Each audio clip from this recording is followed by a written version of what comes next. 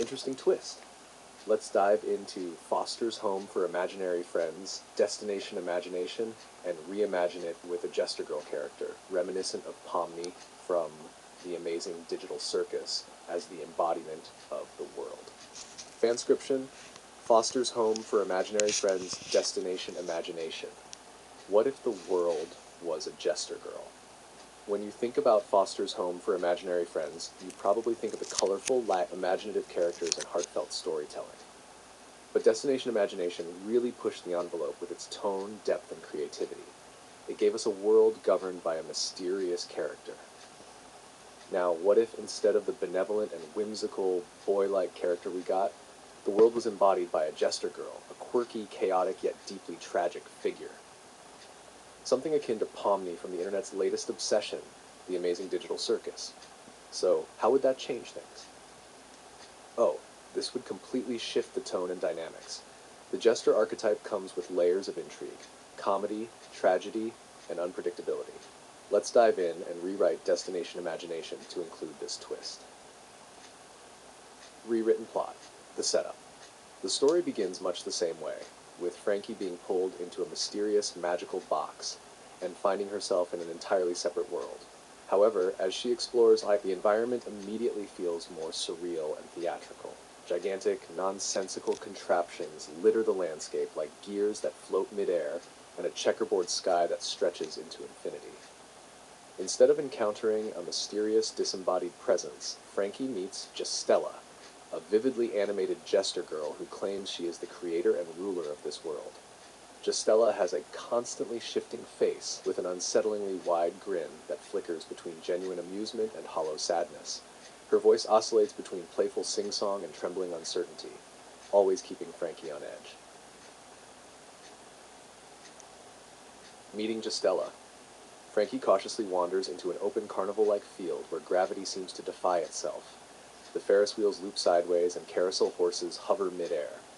Laughter echoes, but no one is there. Okay, Frankie, just find the kid or whoever's in charge here and get out. No big deal. A loud pop erupts behind her. Frankie spins around, startled. Justella appears out of thin air, perched atop a floating unicycle, juggling what seem to be floating eyeballs. Oh my! A visitor, how utterly scrumptious! She flips off the unicycle, landing in an exaggerated bow. I am Justella, the grand architect of this delightfully nonsensical haven.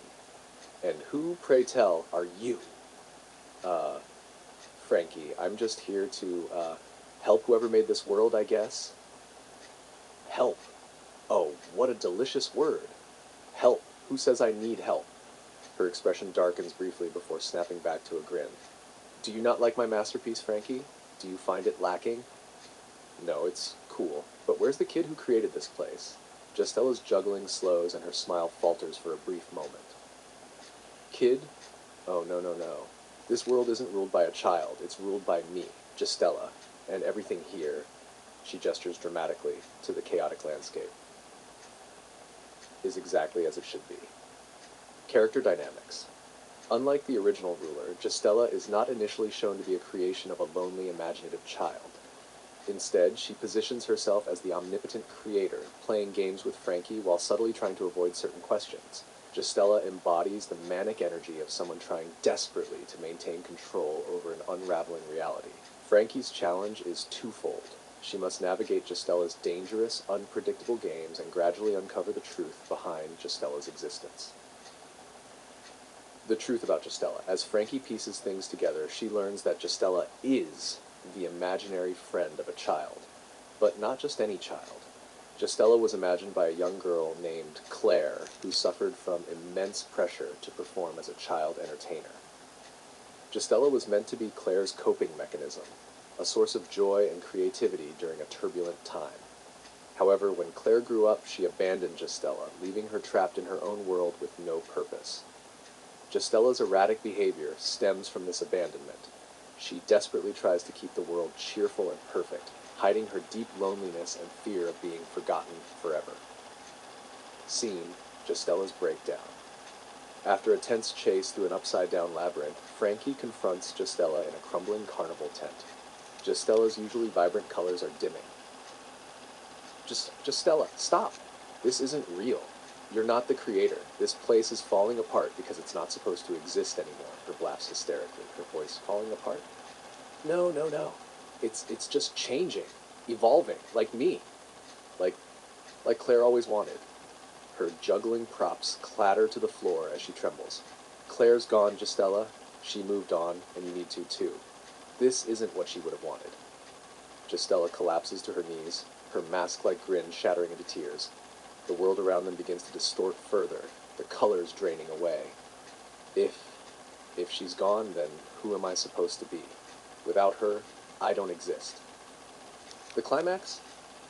Frankie doesn't defeat Justella through force, but by showing her compassion. Frankie reassures Justella that her existence still matters, even if Claire has moved on. Justella agrees to let go, allowing the world to collapse and setting Frankie free. In a bittersweet moment, Justella fades into the void, leaving behind a single jester hat as a token. Final thoughts. Walter Banasiak.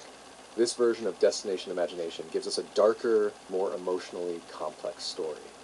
Justella's character lets us explore themes of abandonment, purpose, and self-worth in a unique way.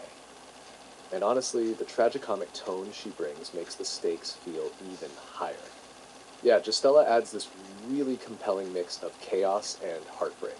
She's playful yet dangerous, but ultimately she's just a scared, lonely being trying to make sense of her own existence. I think this twist would have resonated with older fans especially, while still fitting the imaginative tone of the original series. What do you think?